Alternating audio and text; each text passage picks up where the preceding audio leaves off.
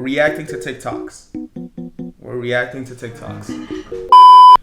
It says, racists get angry when you don't react to microaggressions the way they want. On here, and she was basically talking about having a conversation with this white man, and moral of the story is like, just when you talk to racist white people and you don't quite know that they're racist yet, and they'll slip something in the conversation that is weird and racist to try to get a reaction out of you, and when you don't give them the reaction that they quite hoped for, they get upset.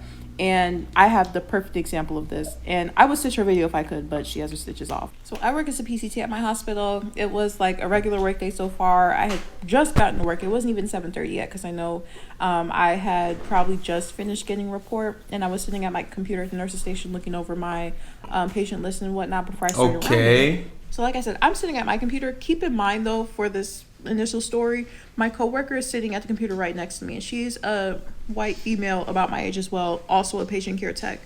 So we're both sitting there like on the computer looking over our patients or whatnot. So I noticed this lady comes out of one of my patients' rooms. I had this patient the week before. She didn't have any visitors, but you know, the day was fine. There were no problems, because this patient was so sick and like just very ill to the point where she was just too out of it to even speak or anything. Like, she was just very weak. So I see she has a visitor today, and I see as she's coming out of the room that she looks kind of confused. Like, you know, when people need something, you just know that look that people have on their face, like they're kind of moving, kind of approaching kind of slow and whatnot. Mind you, in my personal life, I'm not a morning person at all, but on the days that I work, for whatever reason, like, I don't know if it's my brain trying to reverse psychology me into having a good day or something, but I'm a big morning person when I get to work, okay? I'm chipper, I'm cheery.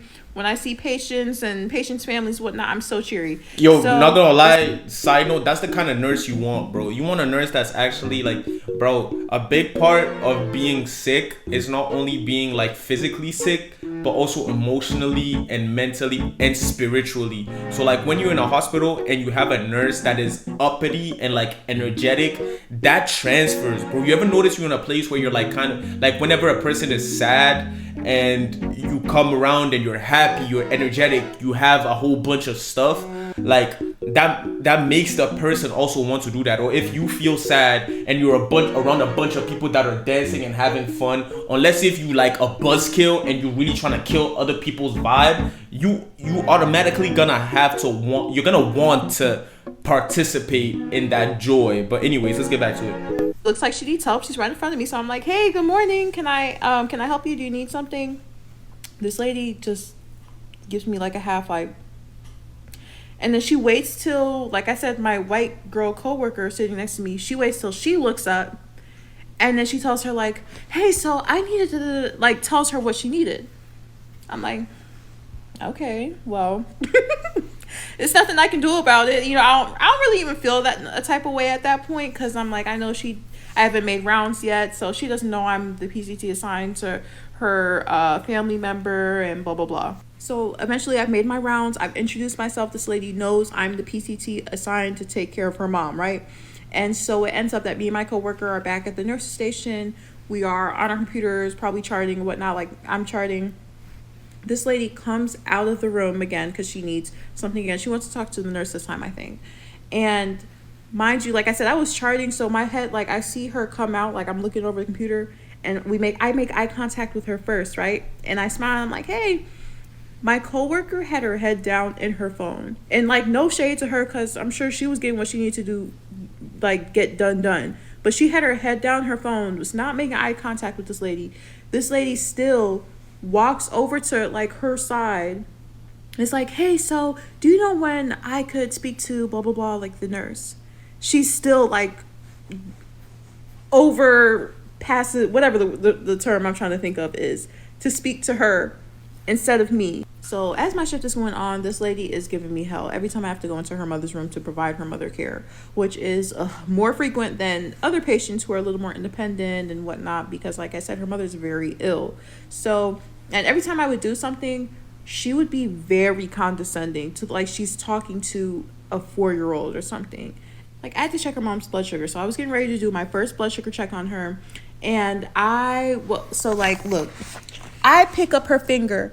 I look at it for not even half a second. This is her hand. So I look at a finger. So we're not going to go with that finger. You see it's been poked 4 or 5 times already? Yeah, no, let's look for a different finger, okay? See, this looks like a good one here. And it's just like, I would have... First of all, bitch, the other bitch is not even a fucking doctor. What do you know? What do you know? Like... on my own if I saw she had been poked a lot of times there, but okay. But I'm just like, okay, yeah, I can poke her finger here instead. No problem. And then as I do the stick and I do the blood sugar check on her, she's like, good job. Just like that. She said, so like I said, every time I go into the room, she's just very rude, very condescending. Her energy is bad.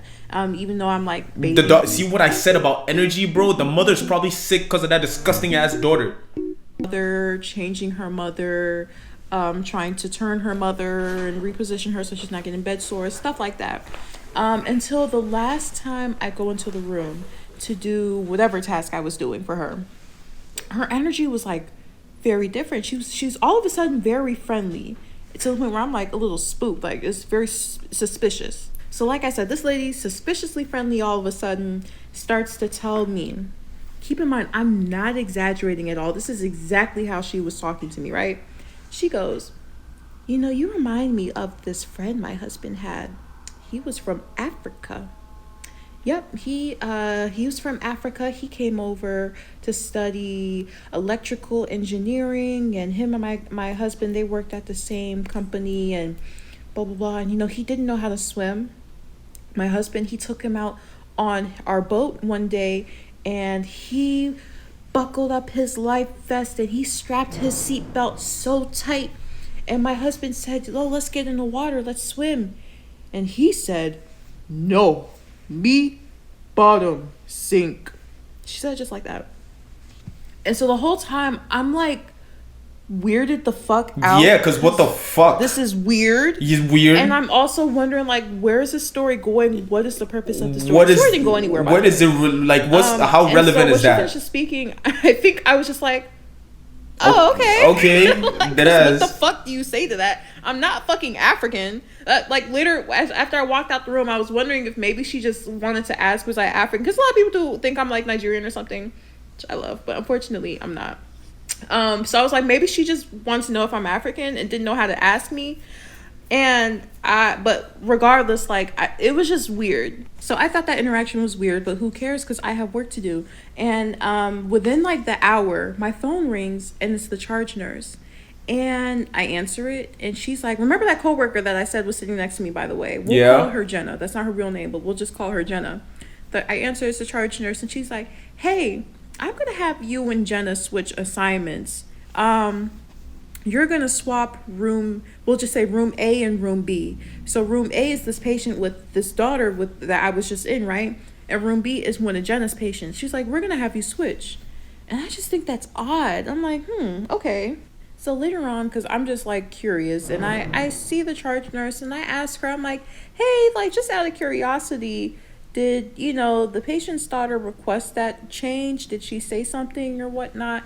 And she was like, well, you know, she just requested the nurse. We'll call him John. She was like, she just asked for John and, you know, told him that she would like to switch patient care techs. And he asked her, you know, oh, like, did Zarina do something wrong? Like, it was something, did she do or say something wrong? And the lady just said, no, we're just not a good fit. So in my head, I'm just thinking like, oh, the nerve of this lady. But I'm also relieved because I thank God. Nah, dead ass, bro. Like right now, I'm feeling like the moment they asked for the switch, I was like, I had a little spark of adrenaline, like, or endorphins, where it's like, oh my God, I don't gotta talk to that dirty. I don't gotta talk to that bitch no more, bro. Shift. I just can't stop thinking about her telling me that story, because what was the purpose of that story? And then that dawned on me. I'm like, I think she wanted me to get mad. I think she wanted me to give her some type of unprofessional or like angry reaction so she could have a reason to report me and get what she wanted, which was a new PCT, or even worse, me fired. So that being said, like, I'm glad I didn't give her any type of reaction. I know better anyway. At this point, bro, I don't even really clock, like, well, I never really did, bro. I don't really clock racism, bro. I don't. Because at this point, it's like, it's like when a child does something bad, it's like, of course, you know, it's not even like I'm obviously offended by the disrespect, but when a child spills milk, like, you're upset that the table is dirty, but like, it's not the child's fault. Like, it's not the child's fault. Like, the child is an idiot. So I don't really get mad at it, but I don't really care. But I be hype when a nigga that is just as ignorant and just as stupid goes and checks it, bro. It's a win-win situation, bro. But anyways, if you're dealing with racism, I'm really sorry. But look at this woman. She's smart, she's happy, she has her job, she's getting paid, and now she don't gotta take care of the mother of someone who disrespected her. And bro, best believe she was given the best care out of that. No disrespect to Jenna, you heard? But bro, a person who wakes up and is chipper in the morning is not gonna do a bad job. You understand what I'm saying, bro? So yeah, shout out to her. Shout out to her. You don't believe that I'm here, bruv. I'm not your bruv. Right. Okay? My name is Fred or Mr. CREX. Very happy for you to call me Fred, but don't call me bruv. Alright, cool. All right. Take you out, innit? Buy you some champagne and that. Everyone just keeps talking to me at the same time. It's confusing, bruv. Okay, listen, don't call me bruv. What is it in the cement that they're attracted to? When did you win the award for the Michelin star? It's jarring. 10 years that he's working with Michelin star chef. How do you know if they're, like, good or not? Or do you not know until you get back here? I feel like Orla's just bare forcing it and she just wants attention, you know what I mean? She's like, so how long has this been built for? So why do you make the muscles? I'm dead. He's a troll, bro. He's a troll. He said when they put me on the TV and when they put me on TV and I just trolled. So how do you cook it? So how do you get it out of the water? So are you gonna eat it? I'm just thinking, shut your mouth, bruv. You're just kind of forcing it, bruv. Forcing what? How are you, Lance? But Lance's attitude is already causing concern. No, Jean-Christophe. I spoke to Jean-Christophe yesterday. He teach me everything. Yeah, I was just making out everything, bruv. I was just freestyling it, you know what I'm saying? So, Lance, what's going on with this lollipop? Oh, mate. I didn't really have breakfast, innit? Okay. You think it's right to have a lollipop and coming to this briefing in the morning? Do you think it's acceptable? Nah, bro. I want to watch this show. I ain't even gonna hold you. Hold on, what is this? What show was this? He lied on the application. They don't call me bruv. Part was overboard. Don't call me bruv. I'm dead. Don't call me bruv. Oh, the mimicking. I didn't really have breakfast. Damn, they're not telling me what show it is. Yo, if you know what show this is or what, like, whatever it is, bro, please let me know. I'm gonna go watch that shit, bro. I have to. Y'all know I've been to a lot of weddings, but the craziest wedding I ever went to in my whole life happened this past weekend. Okay. I was a +1 at table 26 in the corner. And you know when you're that far down on the list, you eat your food, say your congratulations, mind your business, and you get the hell out. You're just happy to be there. But I had a front row seat of the drama, and I gotta tell y'all these people's business, okay? I'm not gonna say no names. We never need names, bro. Like, unless if I know you personally, we never need the names. Just give us the tea, gang. Before I talk shit, I have to say, the mushroom risotto at this wedding was so delicious. I would literally give my firstborn child just to have another bite of it. And I knew, once I tasted it, I was like, this cake is going to be out of sight. I cannot wait to get a slice of this cake.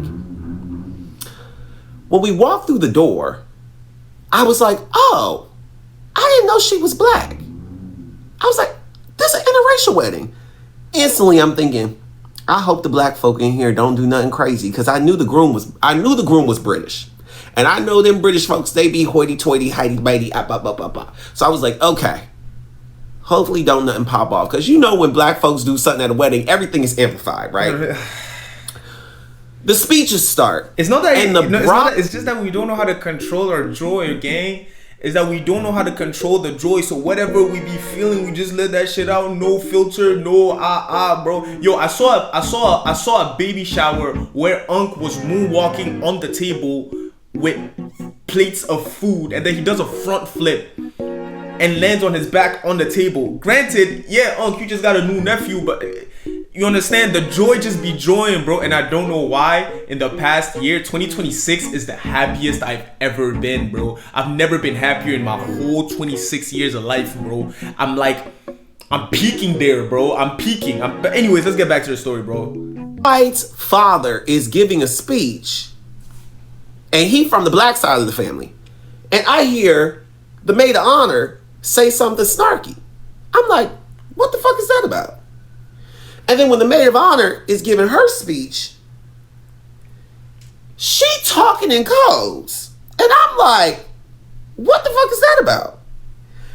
And then the groom stands up to give a speech, which was odd because it seemed like the bride was supposed to give a speech and it got punted to the groom. But I was like, okay, let's just get through it so I can get this damn cake. The groom stands up. He is clearly drunk as hell. I will say, the bartender, Jimmy. Yo, Katone, stop talking about foods and drinks, bro. Give us the story. All he can remember from that wedding was what he ate and drank, bro.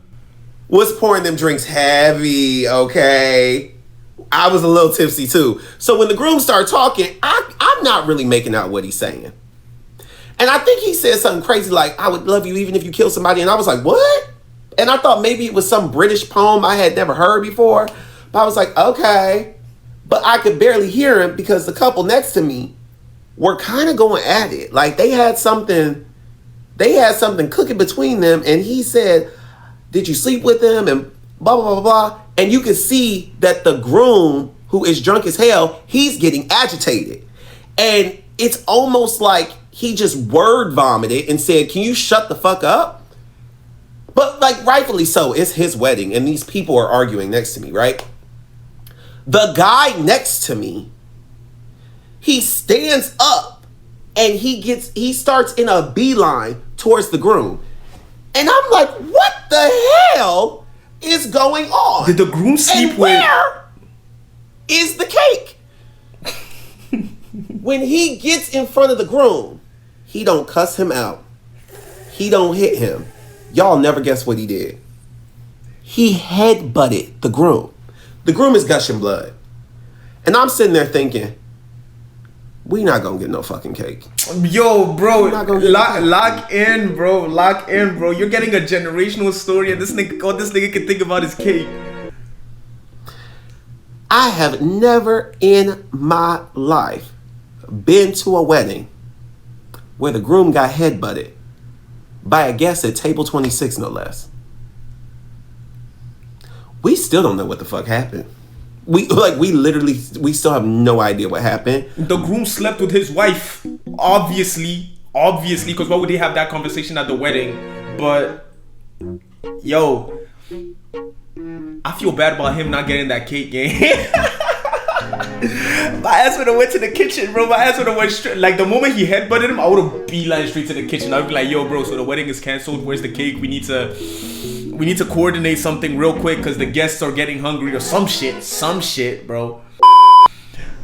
Oh my God. Before I open this, I'm going to tell you how much I want for everything, okay? I don't want to go home. She's at a pawn with shop. Anything less than 500, okay? 500? Okay. I know for a fact there's a whole bunch of bullshit in that bag, bro. Nothing less than 500. Sorry for wetting your counter up. Don't peek. Okay. Wow. This is good stuff. Okay, I'll listen if we take it. This is good stuff. I'm not gonna lie to you. Okay. No. We don't take shoes without boxes. Just hear me out. I have the shoe. Now, I don't know what size this is. I don't have the other one. We don't take it. I told you it was a whole bunch of bullshit, bro. I told you. I saw a bag of lollipops in there. That's what I'm saying. So you can't take these? 100% no. No, 100%. But they Jordans though. Even so. Okay, let me just put those down. Okay. Are you a gamer? Yes. I have GTA. Okay, that's something How much can I get for GTA? Maybe like $5. $5? But this is the original Xbox Series X GTA 5. Yeah, it's This is the newest one. It's just the resale value. This is the newest GTA though. I understand. Okay, we'll put this to the side. GTA 5 came out 13 years ago. Stanley Cup. It's the only GTA 5. This is good stuff. This is a Stanley Cup. We just don't take it. I don't have the straw, so you can take a couple dollars off since I don't have the straw. No, even so, it's something we don't take. You don't want the Stanley Cup? I can take it. This is just. I don't suppose you like lollipops. No, these are hard to find. This is a good deal. No, even so, we don't take it. I can't take This is a good deal. And I believe you. You don't even know how much I want. I only want $10 for this. But I can't take it. Okay, hold on. This is where the actual good stuff really is. I'm not even kidding. Okay. Okay, this might be one thing. Boxing gloves. Boxing gloves. I can't take it. How you can't take boxing gloves? My company doesn't take it. Where's your boss? Look. Right here on this side. That might be the only like actual item in there that would be worth something. Try them on. Just try them on. If you still don't want them. I couldn't take it. It's not my money. It's the company's money. They don't just take them. They don't like boxing gloves? We're not even allowed to take them. They're good quality. Look, I'm not messing up the glass. This softing, I'm not gonna lie. This is the good stuff. I have a Wii system. When is the last time you saw? You know what's funny? I saw one this morning. You saw a Wii? Yeah, this morning. How much can I get for this? I'm not asking for anything less than 200. I can't take it.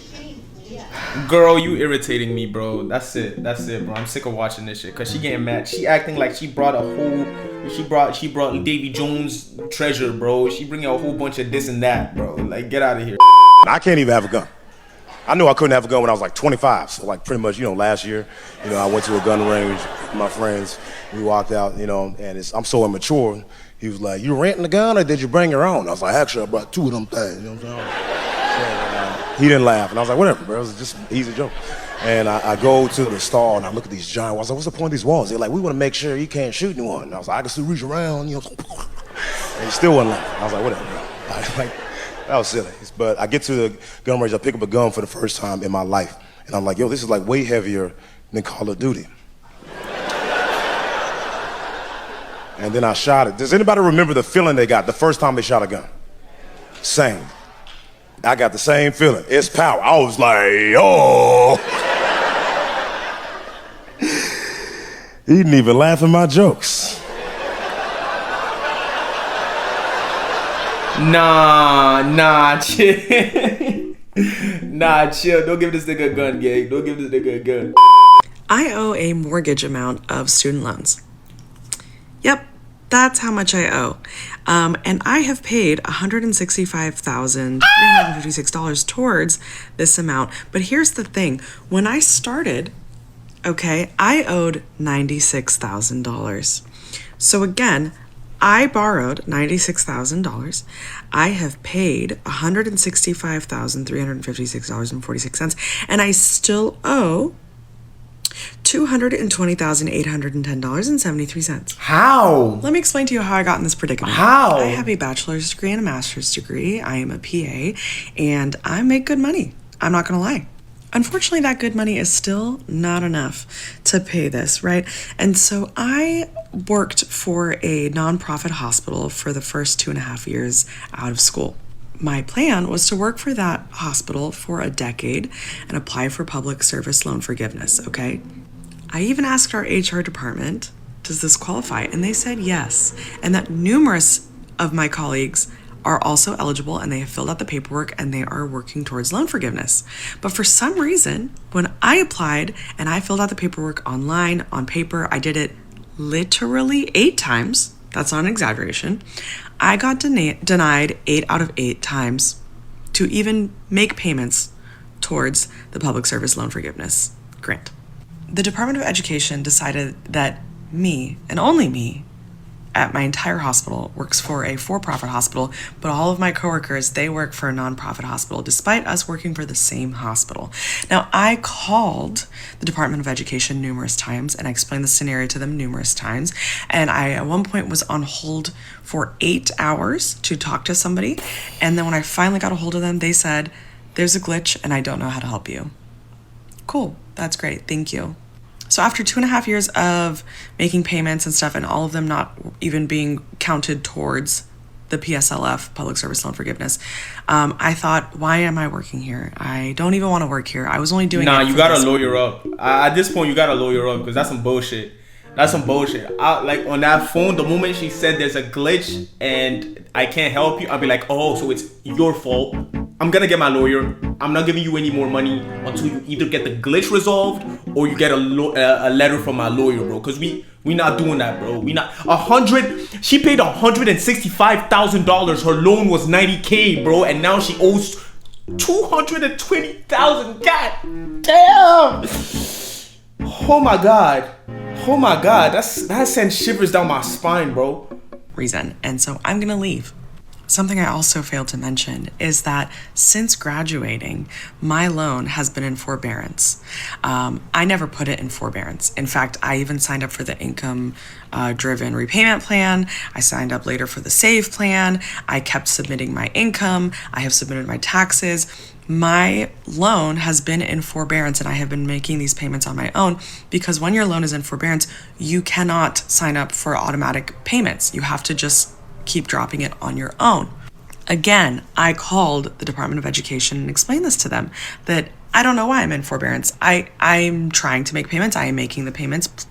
Get the forbearance status off of my loan so I can sign up for auto pay so I don't have to log in here and look at this number and have a panic attack. Nah, girl, they're hating on you. They're hating on you. Someone over there saw you and they were like, nah, I don't want her to make it. And they just trying to fuck your life up, bro.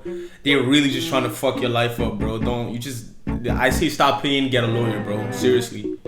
Yeah, and I got my hair done. Oh, you did? Let me guess. You got the box braids or the 40-inch bust down? No, I got a pixie cut. Yeah, I don't know, because I think she went a little too high up on the sides. I was scared. I was scared for a second that they were gonna fuck up her hair. Oh, if I was able to jump through this phone. What'd you say? Nothing.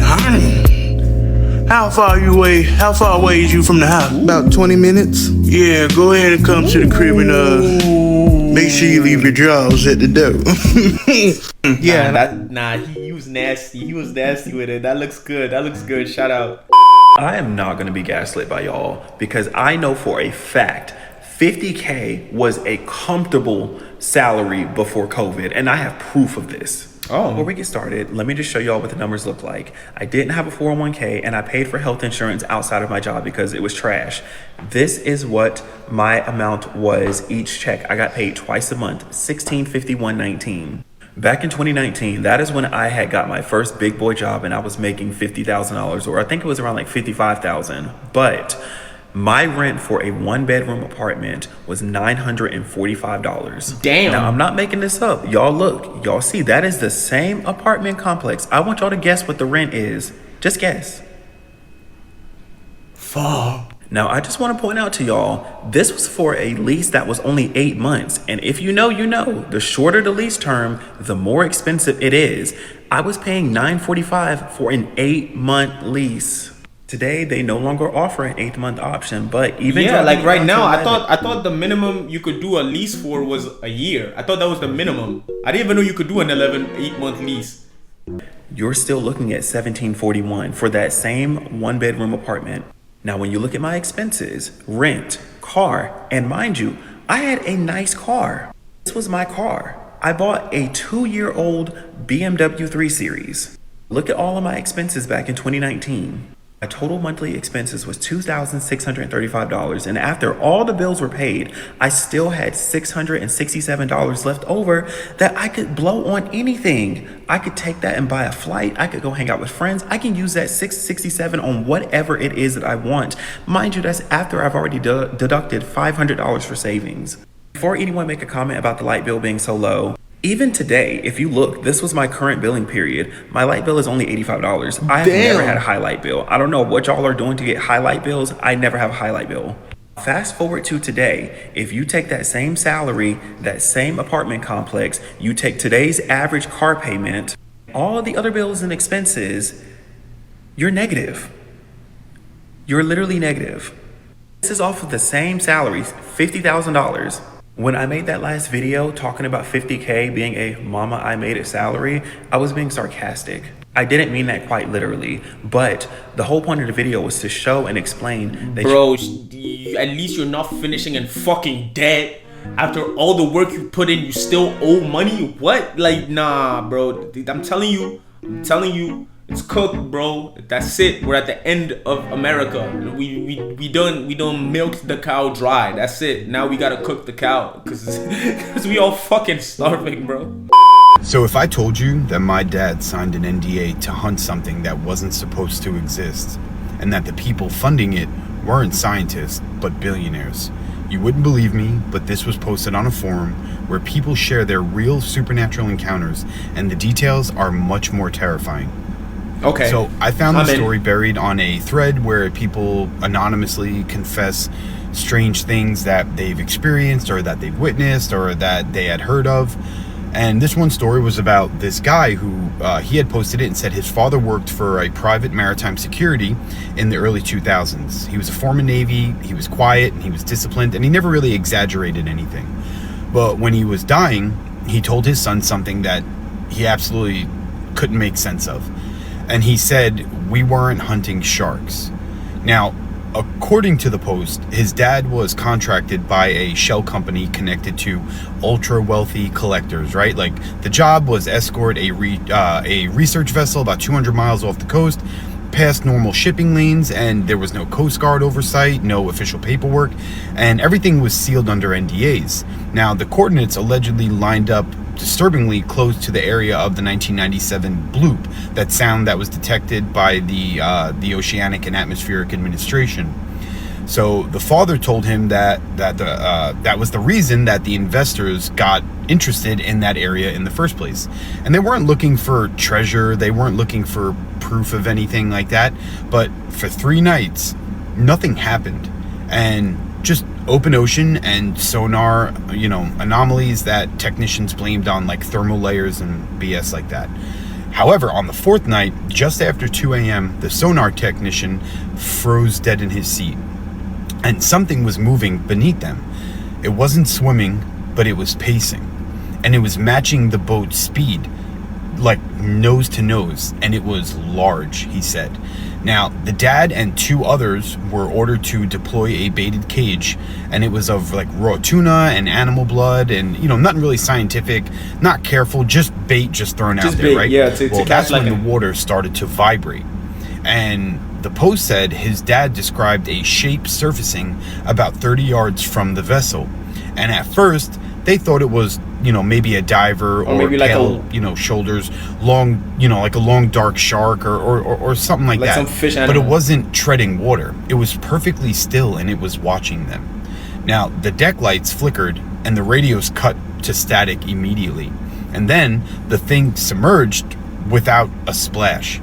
And moments later, something slammed the underside of the boat, and it was hard enough to knock one of the crew off of his feet.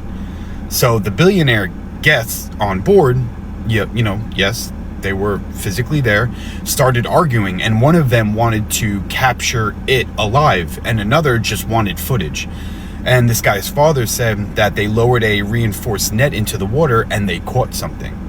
But when they started hauling it up, the screaming began, and it wasn't mechanical, it wasn't a wail. They said that it sounded human, but it pierced their ears. And the dad said that he dropped his gloves because whatever was in that net started thrashing in a way that didn't make biological sense one bit. It was too strong and it was too coordinated. Then one of the cables actually snapped and the net plunged back into the black water. And the ocean went silent again. No more vibrating, no more splashes, no wake, just complete silence. The investors shut the operation down immediately on the spot, and everyone signed amended NDAs with heavier penalties, and the sonar so what, like a mermaid? Like they caught a mermaid? And the footage was seized. But here's the part that made the post even more disturbing when I found it. When his dad came home, he stopped eating seafood, like entirely. Wouldn't even sit near it, and once just got, when he was watching this documentary about deep sea creatures, he muttered, "They're not animals." And he was younger and he didn't really pick anything up. But, before his dad died, he told his son something. And he said when the net came up for those few seconds under the floodlights, he saw a face. It wasn't a fish. but it was a human face with eyes that reflected like a cat's eyes or like a raccoon's eyes. And it had gills opening along the side of its ribs. Now, the forum post ended with this. I mean, bro, they could have just made that. I can't lie, they could have just made that shit up. But let's indulge him, bro. Or don't, but check missing yacht records from the region between 2003 and 2006, and there's a pattern.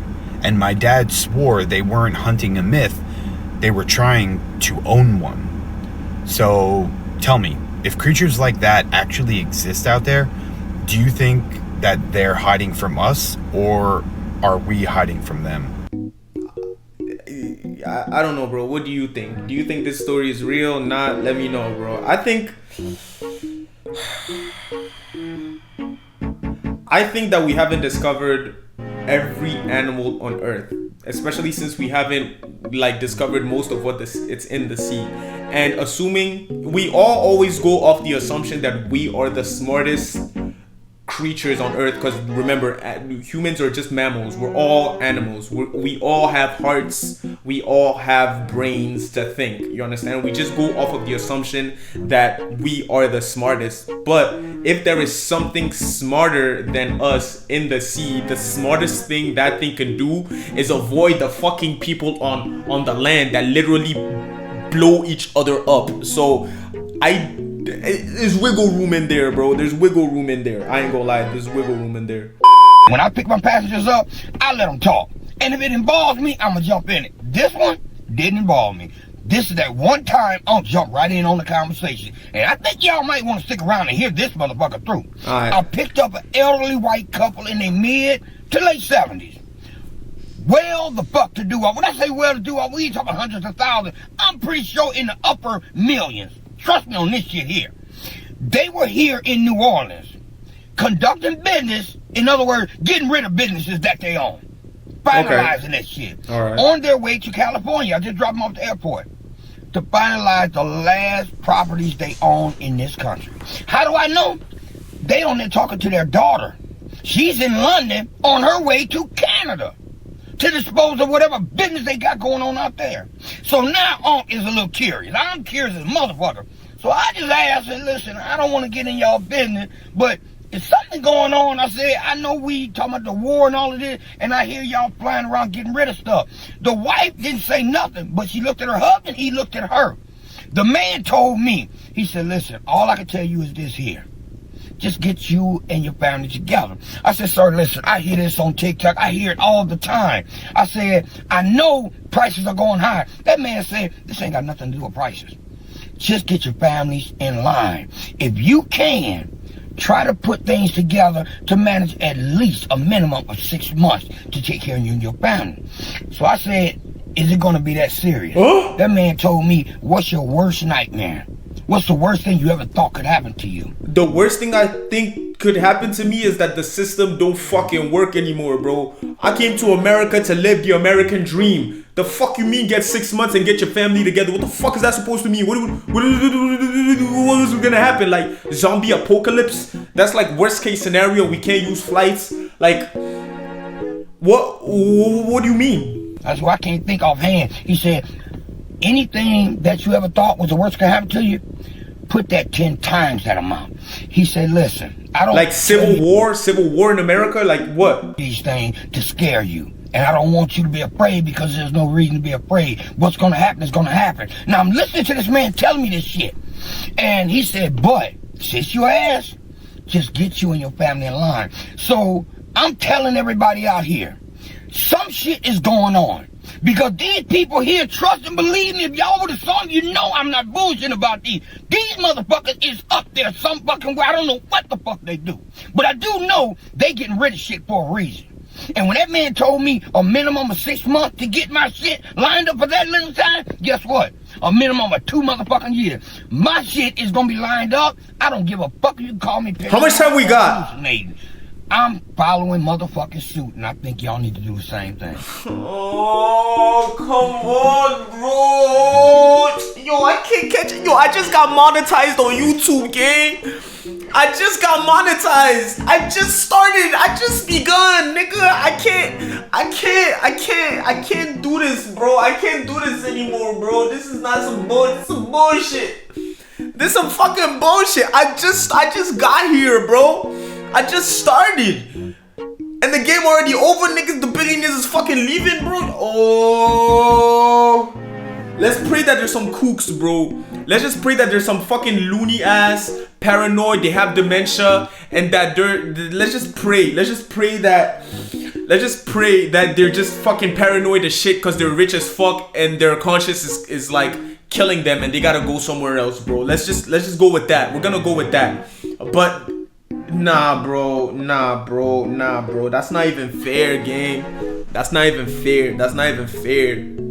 IEA have officially described what we are living through right now as the worst oil crisis in history. So why doesn't it feel like it? Well, that answer is kind of terrifying. I'm gonna tell you, it definitely feels like it, bro. It definitely feels like it. When I saw $6 for regular gas, it definitely fucking felt like it. You see, this is journalist Max Fisher, and he's just done an incredible analysis on the one major thing most people don't think about during times of war: the speed of boats. Turns out though, it's incredibly important because these huge skyscraper-sized oil tankers transport millions of barrels of oil around the world each day at a speed of about 10 to 15 knots. That's the speed of riding a bike. Now imagine if we relied on someone riding a bike to bring our oil all the way from the Middle East to Europe. We'd be waiting weeks or months for them to cycle here. But that's the pace that the global oil supply chain operates at. So when a major disruption happens, like in the Strait of Hormuz, the impact isn't felt immediately. There are still hundreds of these ships still in transport that left before the war kicked off. And they haven't even reached their destinations in Europe, Asia, and the United States yet. But when those last pre-crisis shipments do arrive, which is around this month, after that, there's nothing behind it. That is when the world really starts to feel the disruption in the market. Think of it like a bomb that's exploded very far away. We see the flash, but the shockwave hasn't reached us yet. So what happens when that shockwave does eventually hit? Well, oil means energy, and energy sits underneath almost everything in an economy. And it's not that the world is gonna run out of oil. I mean, we still got 80% of the supply. It's that oil is bought in one big global market. And when a 20% chunk disappears, everyone who still needs that 20% now has to outbid everyone else to get it. So it's gonna start like a bid. It's gonna start like a bidding war, which is gonna eventually raise the prices of basically everything because we use energy for everything. For everyone, regardless of how much or how little your country imports from the Middle East. And the big problem arrives when that oil becomes expensive enough that industries and businesses start cutting back. If fuel prices get too high, airlines start cutting flights. Factories slow down or shut off because they can't afford the power. Shipping becomes even more expensive, meaning fewer items get sent. And the things that do arrive cost more. So what you end up with isn't just higher prices, it's less of almost everything. Less travel, less production, fewer goods, and a noticeable drop in how much overall the economy can do. And perhaps all of that is becoming more and more clear by the day because in one of his most intense posts yet, Trump is now threatening to bomb Iran's bridges and power plants today, saying, "Open the effing strait, Ukraine." I ain't gonna hold you, Trump. I ain't been a big Trump supporter my whole life, but bomb them niggas, bro. I ain't gonna lie. Yo, yes, yeah, here come the comments. Yes, David, you're a fascist. David, nigga, I'm a capitalist with a family. Bomb them niggas and get me my motherfucking oil. That's it. I'm on the empire side. We running everybody fucking pockets. I don't care. Let's go. Let's fucking go. Let's fucking get it, bro. I don't give two shits, nigga. I don't care. I didn't choose my team, but this is the team we on. This is what we gotta do. We there. Get me my oil by any means. I gotta get rich, bro. I don't got time for all this bickering, bro. Let's run their pockets. I don't give a fuck. Fuck you. The moment my husband realizes the girl he's been talking to on Tinder for 2 weeks is actually his wife. Ooh. Hi. What are you doing here? Hi, I'm Tiffany. Get the fuck out of here. I'm Tiffany. Nice to meet you. Don't want to shake my Are hand. you telling me you went through all this fucking trouble Yes. to get me here? I have been catfishing you for the last 2 weeks. Yes. It is This me who you've been so talking to. childish. Is it though? Why couldn't you have just said, hey, I found your Tinder profile? Well, now I have proof that caught you red-handed cheating. I can't believe you. You made me drive all the way here. Yeah. I can't believe you fell for it. How does that make you feel? Like maybe you shouldn't cheat. I think it goes without saying that I would like a divorce. Oh! Anything you'd like to say? I'm gonna send this to our attorney, by the way. Brittany, right kind of petty. Brittany is my type of friend. I like Brittany. She's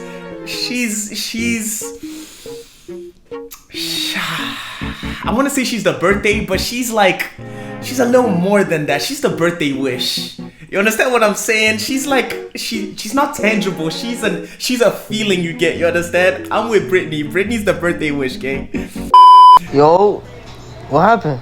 Supporting my friend cheating in front of my girlfriend. You got caught cheating? How'd you get caught? But you should've came to me. All you had to do was go to settings and turn off your cellular data and your location would have been paused. That's all you had to do. You should've just came to me. How'd you know? That's How do you know how to do that? crazy.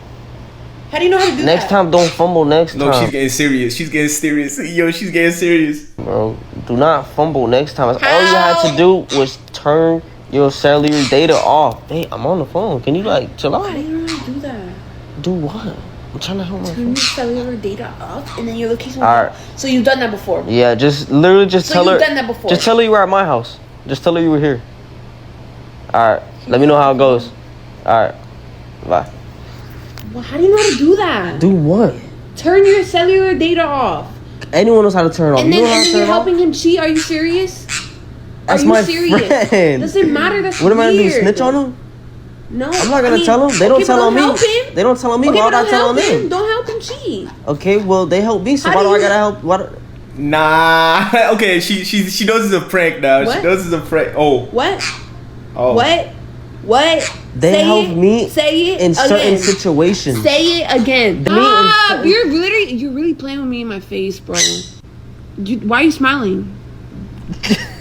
Why are you smiling? Nothing's funny.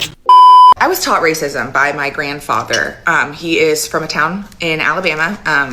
And I didn't realize I was being taught racism and to be a racist person until after he was gone, until I sat down and reflected and did the responsible thing for a white person to do and educate myself, not rely on black people to educate me.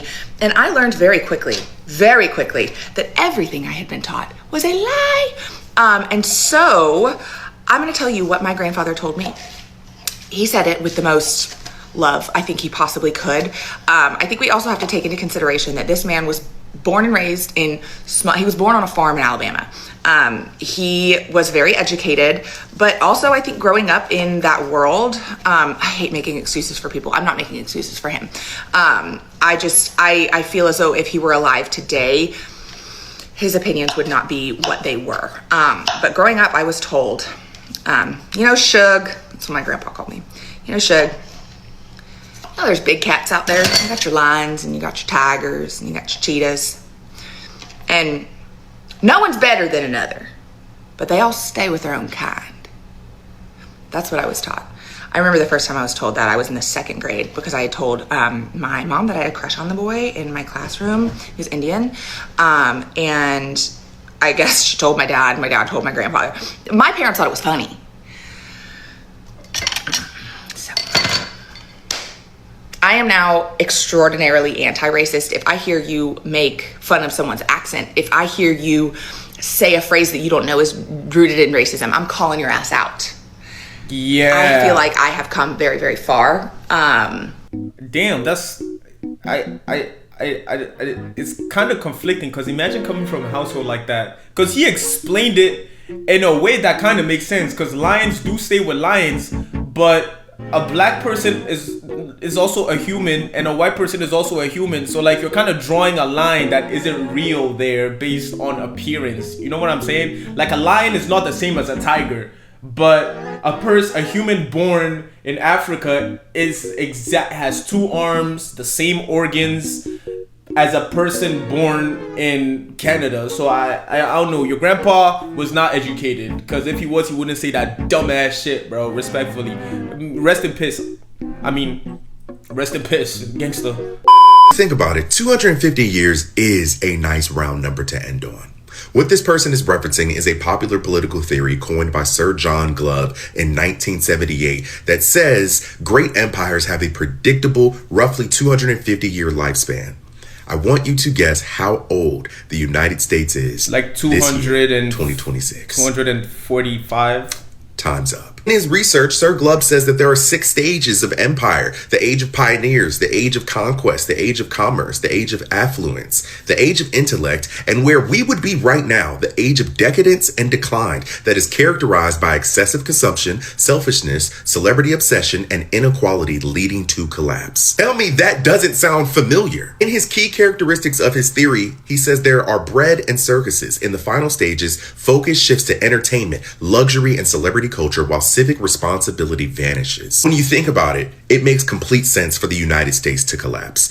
No sins have been paid for. Everything is self-inflicted. No transgressions have been properly adjudicated. As of right now, in my opinion, I don't see a light at the end of the tunnel. However, I want to leave you with this question. What does collapse mean? Because I don't think that collapse means that we all have to die. Yeah. I think collapse means that we, if we really want to, can birth something new. When you really I like that. Is that everyone talks about the collapse of the American Empire, but then they compare it to the Roman Empire, but today there is no Roman Empire. So I can't imagine is America just gonna like vanish or just burst up in flames, or are we just gonna kill each other? I ain't killing nobody. I'm a light sleeper. You understand? And I have very, very vivid, deep dreams. I'm not living with that shit on my conscience. I'm not killing nobody, bro. So I need a committee. I need people to like start a group chat. I need something. Y'all gotta give me something, bro, because I'm down. Like, I love America, but like, it's not looking good. I agree. We gotta do something, bro, because the next generation could barely spell silhouette, bro, and I don't trust them niggas, bro. Like, the next generation is also fried, so it's kind of up to anybody that is 20 years and up. Like, seriously, I'm being so serious, bro. Please, we gotta lock in for something. What the fuck is that? Okay, that's AI. That's AI. Okay. Damn, I feel old as shit, bro. My dumbass actually believed that shit was real, bro.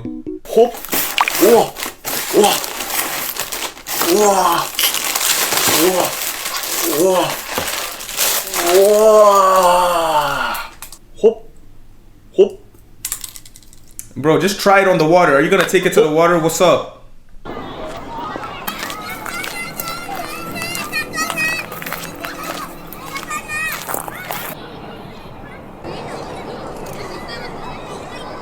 I have hopes, bro. Man, get the fuck out of here. Yo, my dumbass actually waited for him to turn that shit on, bro. Oh. I thought it was stained. It's not fucking stained, guy. Get your fat fucking foot. That does look stained.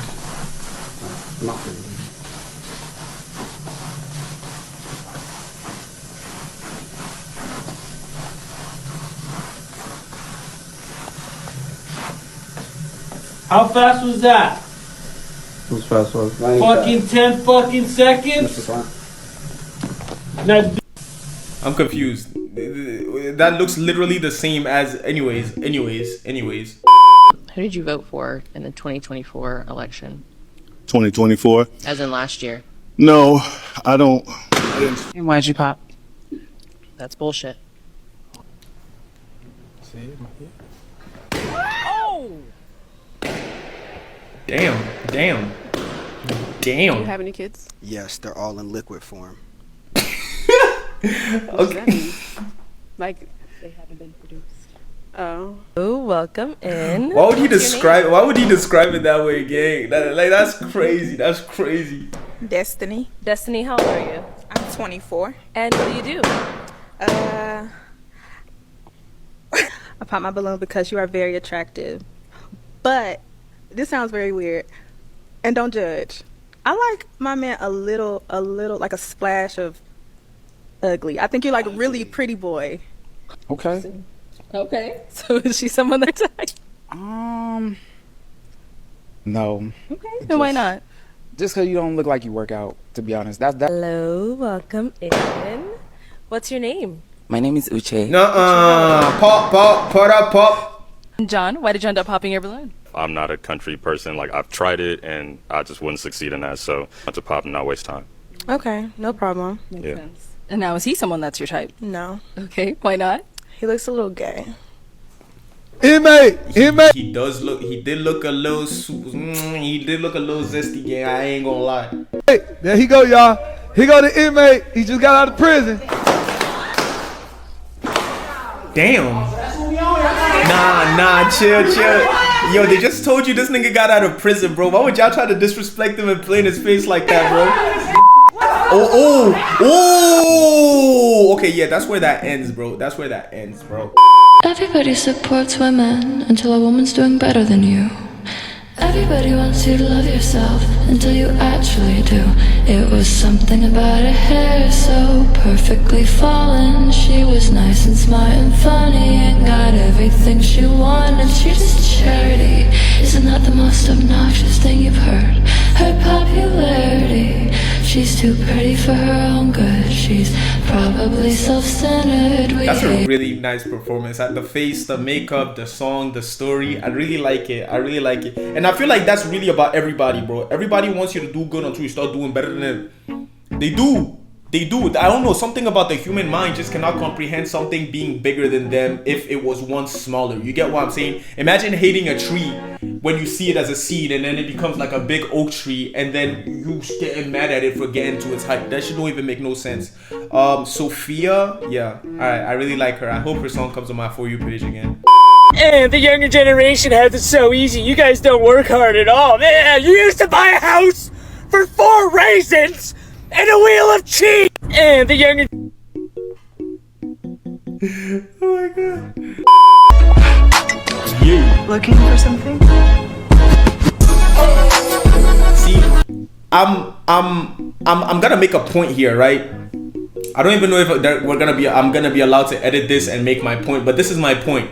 The algorithm keeps trying to feed me bitches, bro. They're trying to, I'm telling you, bro, this has to be like some kind of psyop to like fuck with me, bro. For the past like month, I've actively looked at my For You page. Every 4 to 5 TikToks is ass, titties, someone trying to do some shit to like rile me up, you understand? And I'm a man. You're a guy, bro. Let's stop with the fucking like the gallantries and all that shit, bro. You see titties on your For You page, you stick around a slight second longer than the others. I've actively been blocking these posts, like actively click on it and just click not interested to try and keep my head focused on what it is I want to do. But this goddamn app is designed to keep men in a fucking... We're not doing that, bro. We're not doing that. I'm sorry I brought this on your page, but I had to make a point to remind you to lock in, bro. The men that was out there conquering the world were not looking at ass and titties, bro. They were looking at a fucking battlefield, and they kept their eye on the ball. Alright, bro. Shout out my soldiers. Hey. What? It's the first of the fucking month, and you still haven't found a job. Okay. I told you if you don't find a job by the first, you're gonna get kicked out. Oh, move. I'm trying to play. No, you're a fucking bum. You're lazy. This is all you fucking do all day. Okay, it's fine, bro. No, I told you if you don't find a job, you're getting kicked out. You're serious about that? Yes, I'm serious, and you gotta pack all your fucking shit because you're leaving. Bro, I'm about to die. I don't Move. Move, bro. Hey, I'm not leaving. Yes, you are. Pack up all your fucking shit and leave. No, move, babe, move. Babe, that's not the landlord. And if you're not gone by the time I come back from work, Bro, they're kicking you out. They're kicking you out themselves. Are you serious? Yes. And I'm taking the Xbox because I bought it with my own money. No, Damn, play on it. damn, she bought you your Xbox yet? Nah, full bump. Nah, being in socks, leg up, chilling like you don't give a shit, bro. Nah, bro, she's justified. She's 100% justified, bro. I'm fucking. Bro, I'm on the game. You can't just. Are you serious? It's my Xbox, and you're not keeping it. You better get all your fucking shit and get out. You don't even play on it. I don't care. It's mine. I bought it with my own money. Give me my controller too. Oh my god. Damn, she took the controller game. Yes. Bro, I don't know what to do. She's actually fucking kicking me out, bro. Bro, yes. Bro, if you let me stay with you just like a few weeks, bro, until I figure it out, bro, like, I'll bring the couch over. I'll bring the bed. Like, I don't care, bro. She can sleep on the floor, bro. Like, she can buy herself another bed. Bro, honestly, I'm gonna take like all her shit too, bro. Yeah, bro, I'm gonna sell it all too. Yeah, bro, just get the U-Haul, bro. We'll sell some of her stuff and make the money back, bro. I promise you. Nah, this has to be staged because he definitely remembered that camera up in that corner. Unless he's a real dumbass, bro. But yeah, like how you stay with a girl, you're not the one. You're not even trying to be the one to provide. Like that's fucking lame. That's lame, bro. America got played, y'all. Oh my god. I'm a political analyst. Let's talk about what I'm seeing right now. Let's give you some context. So in the 1970s, we made a deal with Saudi after we got out of the Vietnam War because we were broke as fuck. The USA was broke as fuck. We went with Saudi and we were like, hey, we'll protect you military-wise if you sell your oil in US dollars only, right? Now, that happened. They agreed to it, whatever. It was a sweet deal on the Saudis' part, if you ask me. Now, what happens? The whole world needs dollars. We all need to get dollars somehow. So they start buying American debt, which is what America wanted. So they start buying American bonds, and now they have American dollars that they can buy oil with, right? So they're using American bonds to buy oil. Now, since we're using these American bonds to buy oil, we might as well just use the dollars to buy everything, honestly. We should just use it to export, import, trade this, trade that. We should just use the dollars for the basis of everything. And you understand how we have a Federal Reserve with gold in it? They have a Federal Reserve with American bonds in it because American dollars are reserve currency. American dollars are gold because they're tied to liquid oil, which is liquid gold, in my opinion. So what this means is that everybody in the world is tied to the US dollar, and the US dollar is in the US is specifically tied to Saudi. And Obama realized when he was president that Saudi had the upper hand in this deal because they could really just tell us that we weren't protecting them and that we're gonna have to go after Iran or they're gonna leave the deal. And he realized that, so he was like, okay, I'm gonna do this. He turned around and he was like, hey Iran, let's make a deal. You could do whatever the fuck you want. Don't make no more new of it, and then we're gonna take off your sanctions and we're gonna have people come in and inspect it. But that's about it. We cool, you cool, we cool. Why, you may ask? Because Iran is now allowed to become an economic powerhouse. They are allowed to trade. Investors and multinational corporations are looking at Iran, and they're making plans to have economic stability, infrastructure move into Iran.